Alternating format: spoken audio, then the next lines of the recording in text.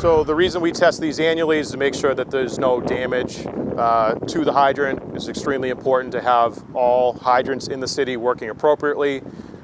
When there is a structure fire in the city, we're going to be hooking up to these hydrants, and we will rely on the hydrants for water flow to put out the fire. So any damage, whether major or minor, we want to make sure that we address that on a yearly basis so that we're keeping the city as safe as possible. So the first thing that you do to test a hydrant is check the exterior, make sure there's no any cracks or visible damage to the hydrant. After that, we're going to check all of these caps, make sure that the threads are in good working order. Once they are, we can grease or lubricate all of the threads. So once those are greased, we can put the 2.5 caps back on. We'll leave the 4-inch off, and we're going to test the hydrant, make sure water flows appropriately. So checking, making sure those are tight. Once they're tight, we're going to slowly open the stem, which opens the valve and starts flowing the water.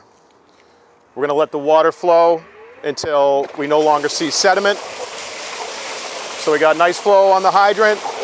Let it run about 30 seconds.